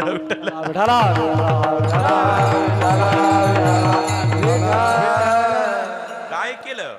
बघितलं सीतामैयाच्या चरणाकडे, बोट दाखवलं रामाच्या चरणाकडे, देवानं सांगितले ये चरण से ये चरण अच्छे है. असं म्हटल्याच्या नंतर सीतामैया खुश झाल्या. शाबास लखन, शाबास लखन, सही निर्णय देने वाला बिरागी संत है, शाबास लखन. लखनजी बोलले, भाभी आप ज्यादा खुश मत हो जाइए, मेरे भैया के चरण है इसलिए आपके चरण को महत्व है। अगर मेरे भैया के चरण नहीं होते तो आपके चरण को चरण कौन कहता भाभी। अब भाभी नाराज हो गई, भैया खुश हो गई। शाबाश लखन, शाबाश लखन, सही निर्णय देने वाला विरागी संत है। भैया आप भी ज्यादा खुश मत हो जाइए, आपका आचरण है भैया, इसके आपके चरण है, आपका आचरण नहीं होता तो आपके चरण को चरण कोण कहता भैया। बघा, ज्याचं आचरण त्याचे चरण, बर का। नाहीतर विचार करण्यासारखी गोष्ट आहे बघा, ज्याचं आचरण त्यांचे चरण। हे पूर्वीचे मोठमोठे साधू संत बघा, आपल्या इकडे छत्रपती संभाजीनगरला गंगागिरी बाबा नाही का, कोणते अगोदर होऊन गेले संन्यासी, भास्करी बाबा ते आहेत ना, आणखी मोठमोठे साधू संत आले की माणसं पूर्वी म्हणायचे महाराज पाया पडू द्या, पाया पडू द्या। ते साधू संत म्हणायचे अरे बा पायात जोडा, हे बूट आहे, असू द्या महाराज जोडा, पाया जोडा असू द्या, बूट असू द्या, चप्पल असू द्या, पडू द्या पाया। म्हणजे ज्याचं आचरण शुद्ध आहे त्याच्या जोड्यावर डोके आहेत। मराठी लक्षात घ्या बरं का, ज्याचं आचरण शुद्ध आहे महाराज असू द्या जोडा, जोड्यावर डोके आहेत आचरण शुद्ध असल्यावर। आणि एखाद्या यष्टीतून पाकिट पिलेर उतरतं, धरा मारा, धरा मारा, जे उठतं पायातलं खेटर काढतं त्याच्या डोक्यात। माझा दृष्टांत संपला। ज्याचं आचरण शुद्ध आहे त्याच्या जोड्यावर डोके आहेत, आणि ज्याचं आचरण भ्रष्ट झालं त्याच्या डोक्यावर जोडे आहेत, बरं का। म्हणून ज्याचं आचरण त्याचे चरण, म्हणून श्री गुरु चरण, देवाचे चरण, संत चरण, देवाचे काळे असू द्या तरी त्यांचे चरण, आपले किती पांढरे असू द्या पांढऱ्या पायाच्या तरी आपले पायच जे चालण्याच्या योग्यतेचे त्याला पाय म्हणतात, आणि जे दर्शन घेण्याच्या योग्यतेचे लायकीचे त्याला चरण म्हणतात। म्हणून ज्याचं आचरण त्याचे चरण, नाही का। म्हणून विचार करण्यासारखी गोष्ट आहे। म्हणून हेची देवा पै मागत चरण सेवा, चरण सेवा, चरण सेवा, चरण सेवा। फार 10 वाजून 20 मिनिटं झाले तरी चरण सेवा, आणखी काय पाहिजे दुसरं चरण। वासुदेवा पंढरीचा, वासुदेवा पंढरीचा,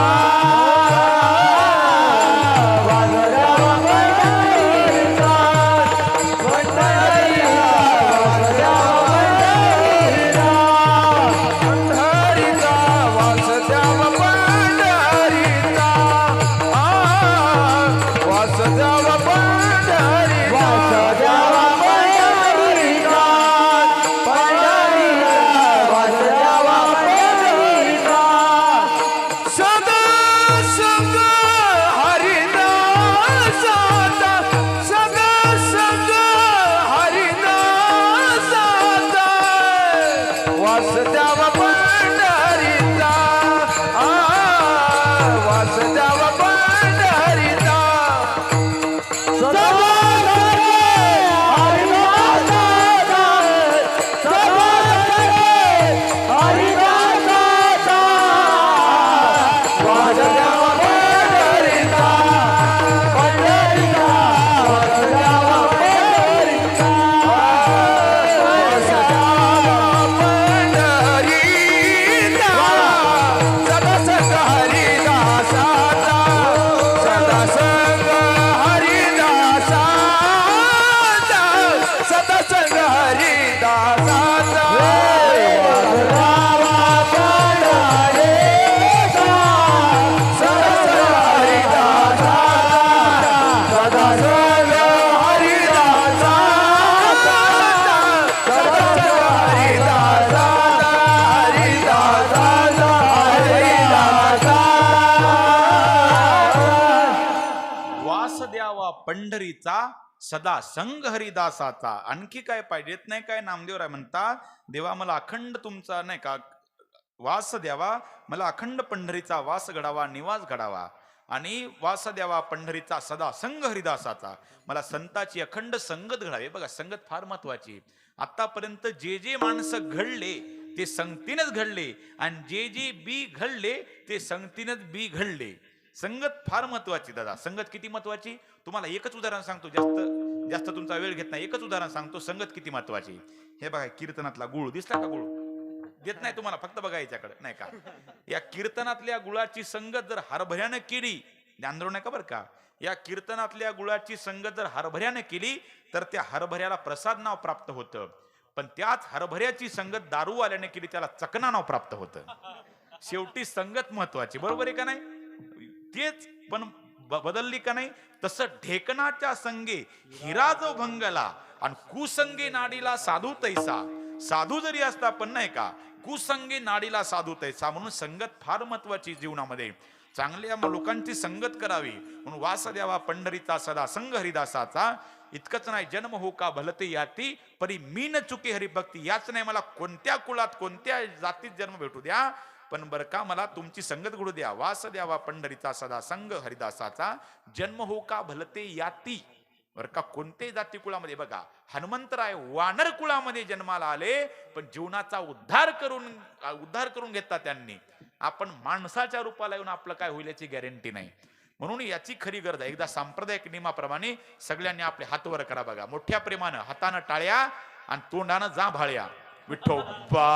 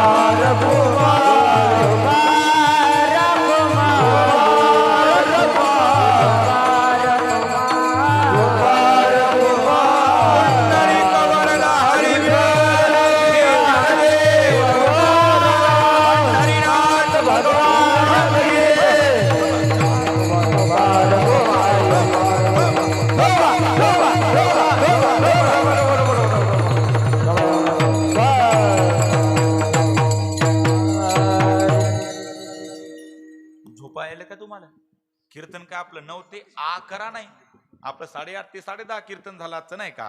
पण काही काही करायले नाही का.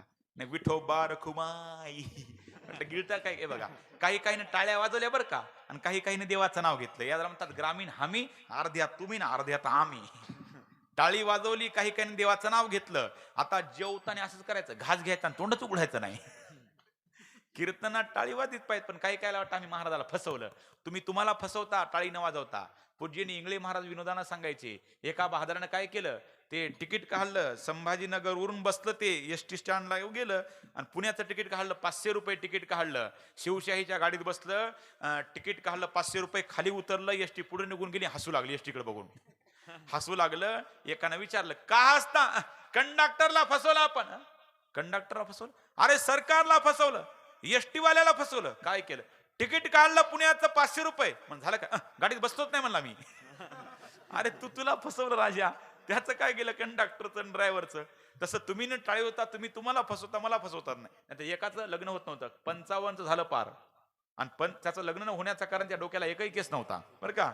नामदेव महाराज डोक्याला त्याचा एकही केस नव्हता. मग काय करावं, सगळ्या महाराष्ट्रात त्या मुलीने त्याला फेल केलं. फेल केल्याच्या नंतर काय करावं, ते गेलं बिचार. एक मित्र मला, काळजी करू नको रे, त्यानं टोप आणला मुंबईहून. ते केस बसवायचा टोप आला बघा नवीन आता. ते टोप आणला, नवरीनं बघितल्यात पसंत केलं, बिगर हुंड्याचं जुळलं. वेळ नसल्यामुळे घाई लग्न उरकलं, आणि बायकोला घेऊन ते कुठं गेलं, भद्रा मारुतीच्या दर्शनाला जाऊ लागलं. जात असताना इथून निघाल्याच्या नंतर संभाजीनगर त्याला वाटलं जावं. असं गेलं तिथं सिल्लोडच्या जवळ गेलं. गेल्याच्या नंतर आता ते पहिले ते पूर्वीच्या काळातला लुणा होता. लुणा ते अर्धा लिटर रॉकेल मध्ये अख्खा तालुका फिरून यायचं सिल्लोड नाही का. बग सगळा तालुक्यात धुरच. नवरदेव निघाला कुठं, लंडनला नाही, सिल्लोडला. नवरदेव निघाला, नवरी माग बसली. आता 55चा नवरदेव, नवरी असेल 40ची आसपास. आता जवळ ती गाडी 20च्या स्पीडनं, 40च्या स्पीडनं जशी गाडी जवळ सिल्लोडच्या जवळ गेली, असा गतिरोधकाला धाळ दिशी गाडी. नवरदेव एकीकडं, नवरी एकीकडं, नवरदेवाचा टोप खुल्लोड. खुल्लोड मध्ये टोप गेला याच्या गावात. गेल्याच्या नंतर ते दुपारचे 2 वाजता चमकू लागलं टक्कल. ते बायकोकडे पण हसू लागलं, बघ तुला कसं फसवलं मी. ती नवरी त्याच्या डबल हसू लागली. त्याला कळलं का हसते. ती म्हणली गबसा मी तुम्हाला फसवलं. तो म्हणला कसं काय फसवलं. तिने दाताची कवळीच म्हणली हातात. विठ्ठल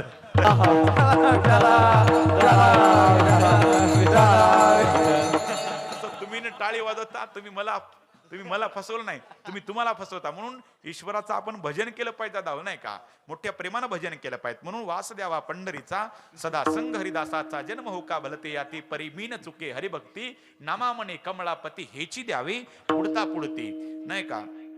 आता मी माझी वेळ फक्त 5 मिनिट बाकी राहिले बघा. 8:30 ते 10:30 फक्त 5 मिनिट राहिले. तर मी 5-10 मिनिट तुमचे घेतो. कशा करता राईट. कीर्तन ज्या वेळेला चालू झालं त्याच वेळेला सोडतो. 1 मिनिट तुमचा आगाऊ घेणार नाही मी. फक्त मोठ्या प्रेमाने एकदा भजन करा. विठ्ठल विठ्ठल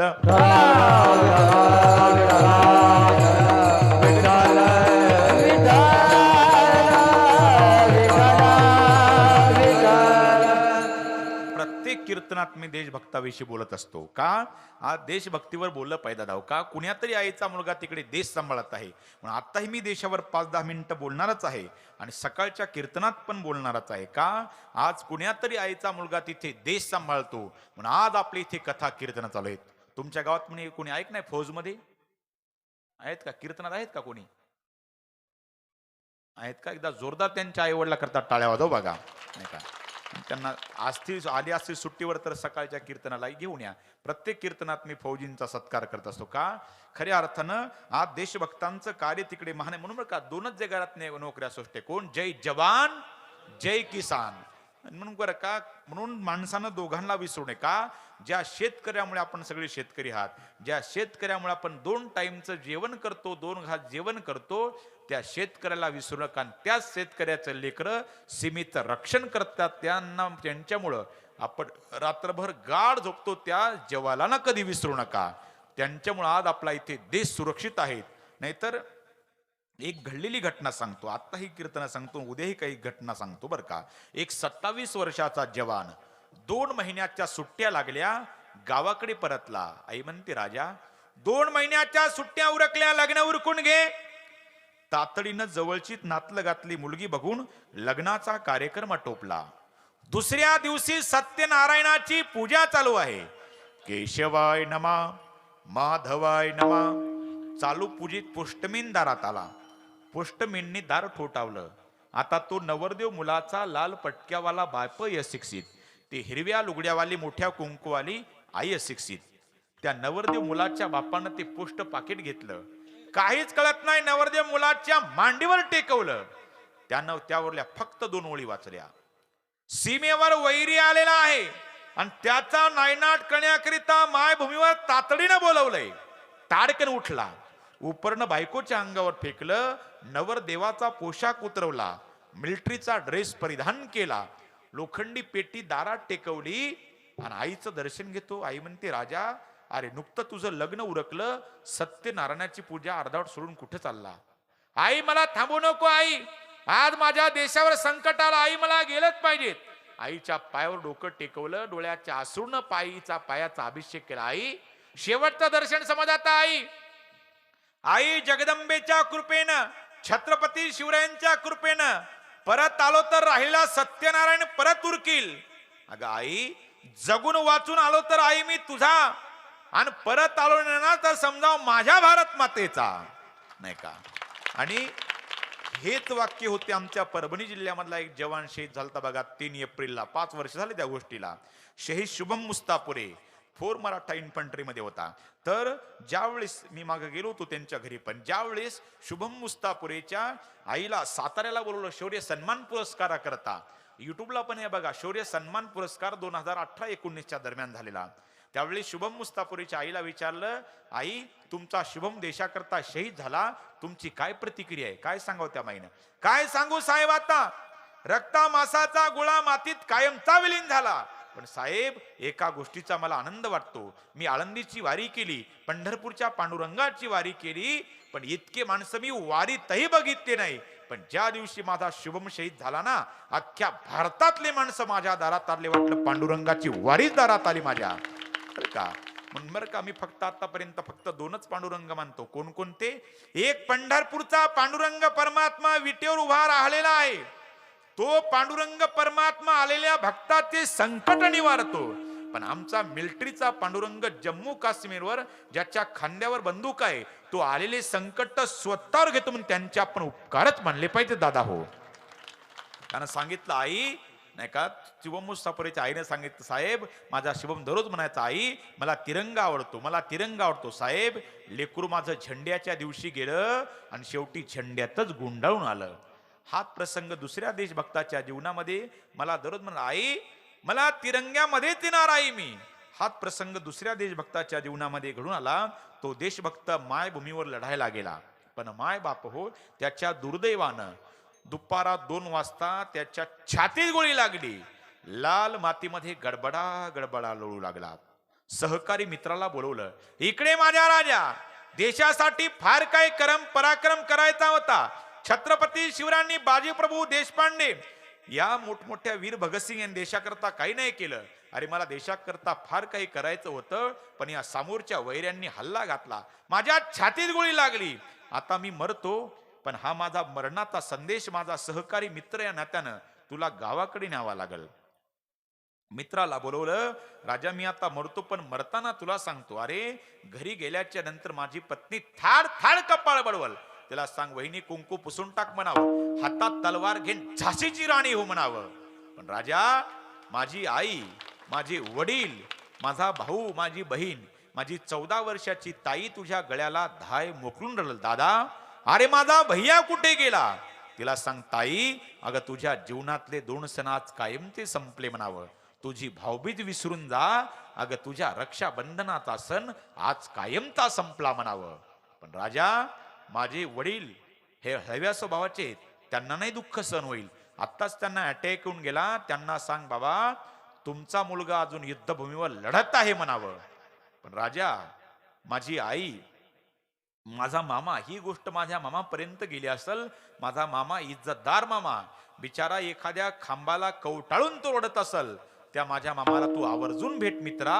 कारण की मी 2री 3रीला असताना माझ्या मामाच्या घरी दिवाळीला गेलो. त्याच्या ऐपतीप्रमाणे त्यानं 1000 रुपयाचा ड्रेस आणला, पण तो ड्रेस बी नाही घातला. माझ्या मामाला म्हटलं, मामा मला फौजी व्हायचंय, मामा मला फौजीचा ड्रेस घेऊन या. माझ्या मामानं उसने पासने व्याजानं पैसे घेऊन पुण्याला गेला आणि माझ्या कलता मिलिटरीचा ड्रेस शिवून आणला आणि माझ्या अंगावर टाकला. घाल कपडे. अरे कपडे घातल्याने कोणी इंडियन आर्मी होत नाही बाबा. गरीब मामाची फजिती करतो का रे? पण एक लक्षात ठेव, या ड्रेसचं जीवनात एकदा तरी सार्थक कर माझ्या राजा, मग तुझा मामा तुला शलूक ठोकल. त्याच दिवशी माझ्या मामानं असं म्हटल्याच्या नंतर माझा स्वाभिमान जागा झाला. माझ्या मामाच्या हातात मी हात दिला, मामा आज माझ्या भारत मातेची शपथ घेतो, एक दिवस तरी तुमचा भाचा इंडियन आर्मी होऊन दाखवल आणि तुमच्या सारख्या गरीब मामाला एक दिवस तरी शलूक ठोकायला लावल. त्या माझ्या मामाच्या डोळ्याला धारा लागल्या असतील. त्याच्या हातात हा मिलिटरीचा ड्रेस आणि तिरंगा हातात दे म्हणावं, मामा बघा तुमच्या भाच्यानं काय कर्तबगारी केली म्हणावं, अख्ख्या भारतातले माणसं त्याला शलूक ठोकत आहेत म्हणावं. पण राजा, माझे वडील हे हळव्या स्वभावाचे आहेत, त्यांना नाही दुःख सहन होईल. आत्ताच त्यांना अटॅक येऊन गेला, त्यांना म्हणावं, बाबा तुमचा मुलगा अजून युद्धभूमीवर लढत आहे म्हणावं. पण माझी आई माझ्या घरात स्वाभिमानाचं पात्र आहे. माझ्या आईनं दुसऱ्याचे व्याजानं पैसे उसने पासने करून मला भरतीला पैसा पुरवला. त्या माझ्या आईच्या डोळ्याला धारा लागल्या असतील. त्या माझ्या आईला सांगा, अगं आई रडू नको, आई तुझी कूस आज पवित्र झाली म्हणावं. म्हणजे अगं तुझ्या पोटी आलेला हिरा आज देशाच्या कामी आला म्हणावं. आणि त्यानं रक्तानं भिजलेली ती लाल माती घेतली आणि सहकारी मित्राच्या कपाळाला लावली. मायभूमीची शपथ आहे तुला, एका बैमानाचा फडशा पडल्याशिवाय माघारी फिरू नको राजा. आता मी मरतो, पण मरताना मी तुला सांगतो, माझा देश मी तुझ्या ताब्यात देतो. कर चले हम फिदा जानो तन साथियों, अब तुम्हारे हवाले वतन साथियों. कर चले हम फिदा जानो तन साथियों, अब तुम्हारे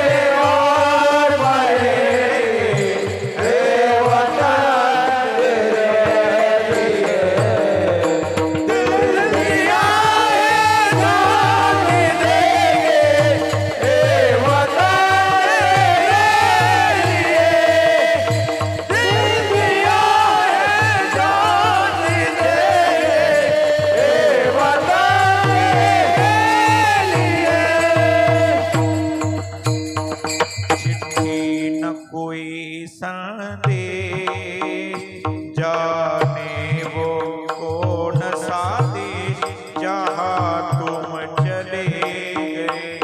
चिट्ठी न कोई संदेश जाने वो कौन सा देश जहाँ तुम चले गए। जहाँ तुम चले गए इस दिल पे लगा के टेक जाने वो कौन सा देश जहाँ तुम चले गए। हर चीज पे अश्कों से लिखा है तुम्हारा नाम। ये रस्ते घर गलियां तुम्हें कर ना सके सलाम। है दिल में रह गई बात जल्दी से छुड़ा कर हाथ कहा तुम चले गए। चिट्ठी न कोई संदेश जाने वो कौन सा देश जहाँ तुम चले गए। जहाँ तुम चले गए। मेरी जान जाए वतन के मेरी जान जाए वतन के लिए मेरी जान जाए वतन के लिए मेरी जान जाए वतन के लिए। मेरी जान जाए वतन के लिए मेरी जान जाए वतन के लिए मेरी जान जाए वतन के लिए वतन के लिए वतन के लिए भारत माता की जय। जे काही चुकीचं सर माझ्या बुद्धीचे दोष योग्य ज्ञानोबारांचा प्रसाद असतील फौजी आपल्या सुट्टीवर तर उद्या सकाळी बोलवा कीर्तनात त्यांचाही सत्कार करू. माझी वेळ राईट बघा वेळेच्यानुसार एक सेकंदही मागं पुढं केला नाही. माझ्या गळ्यामध्ये विना ज्या वेळेला त्याच वेळेला मी कीर्तन सोडलं. काळजी करू नका. उद्याचा कीर्तनाचा टाइम किती होणार? 10 ते 12 का 10:30 का 10:30 ते 12:30 11 ते 1 होईल. काय काळजी करू नका. मी काय कुठे जाणार नाही. इथंच रात्रभर नाही का आम्ही थोरातन रात्रभर राहू तुमच्याच घरात. काळजी करू नका. असो जे काही चुकीचं असेल माझ्या बुद्धीची दोष योग्य ज्ञानोबारांचा प्रसाद गोड असं गाणारे आमचे किरण महाराज, सोरू महाराज, योगेश महाराज, प्रथमेश महाराज, आणखी काही महाराज म्हणजे असे आमचे नाही का मृदंगाचार्य नामदेवजी महाराज असतील त्यांना धन्यवाद.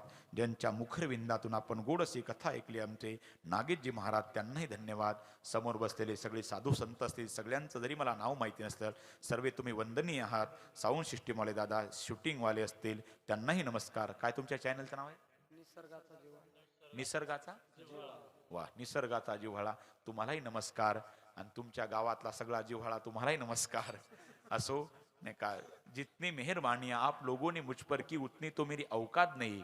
कृपा है ज्ञानेश्वर महाराज की वर्मी मुझ में ऐसी कोई बात नहीं. झालेली सेवा माझे गुरुवरे वेदांताचार्य अर्जुनजी महाराज लाडगुरुजी, परमपूजनी शंकरजी महाराज पांचाळ गुरुजी आणि गुरुवरे रामायणाचार्य रामरावजी महाराज ढोक यांच्या चरणी सेवा समर्पित करतो. ज्ञानेश्वर माऊली